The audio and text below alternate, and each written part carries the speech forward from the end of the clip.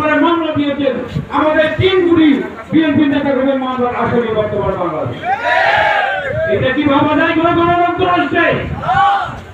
আমরা যেটা সহ্য করেছি, আমরা সহ্য করছি, দিনে আমরা সহ্য করছি। আমাদের এই নেতাকর্মীরা আছে অনেক কষ্ট করতে বলে আজকে এই সমাবেশ আয়োজন করেছে। আমি বক্তব্য দিয়ে যেতে পারবো না, আমাদের সিনিয়র নেতৃবৃন্দ আছে। আমি শুধু আপনাদের প্রতি আমি একটু অনুরোধ করবো, হাসিনার নির্যাতন, নিপীড়ন, অত্যাচার যা হয়েছে সবকিছু আপনারা ভোগ করেছেন। ভোগ করার না এমন কোনো লোক নাই। সুতরাং তার নির্যাতনের বর্ণনা দিয়ে সমালোচনা করার দরকার। আমরা আপনাদের প্রতি, আমার নেতা কর্মীদের প্রতি, আমার এই এলাকার সাধারণ জনগণের প্রতি আমার আহ্বান থাকবে, প্রিয় নেতা ওয়াদুদ মিয়ার পক্ষ থেকে আমাদের আহ্বান, ওনার বার্তাটা বলেছিল আমাদের বার্তা আমরা সব কিছু সমাবেশে বলব।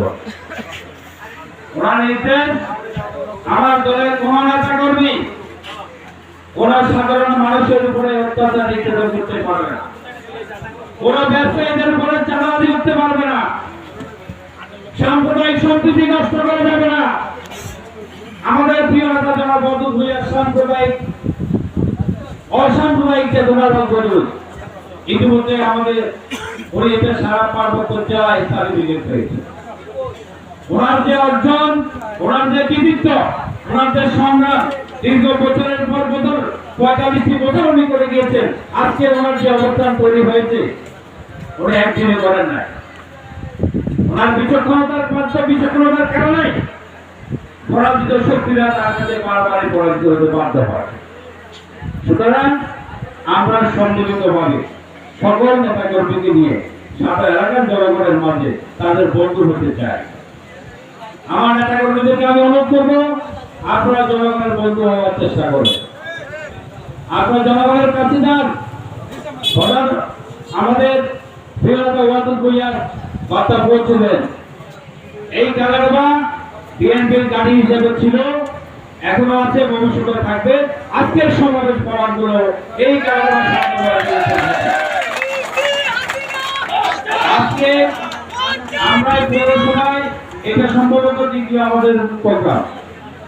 প্রথমটা হয়েছিল বটুয়া জেলায়, সেখানে তারা খুবই সুশৃঙ্খল এবং সুন্দরভাবে সকল সম্প্রদায়ের নেতৃবৃন্দকে সমাবেশ করেছে। সেখানে তাদেরকে আমরা সাধুবাদ দিয়েছিলাম, আমরা প্রথম সার্বদিকের পরিচয় দিয়েছিলাম।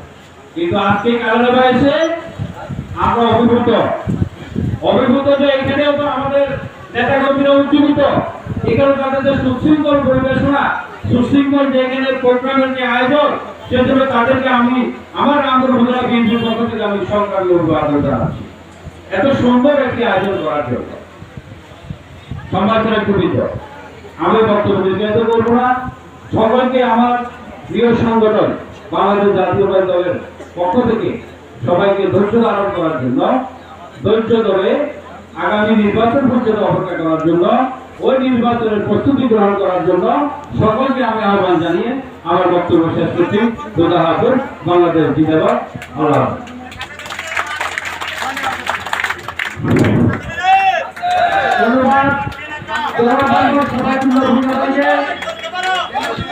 আমরা দেখতে পাচ্ছি আমাদের উপজেলা বিএনপির সভাপতি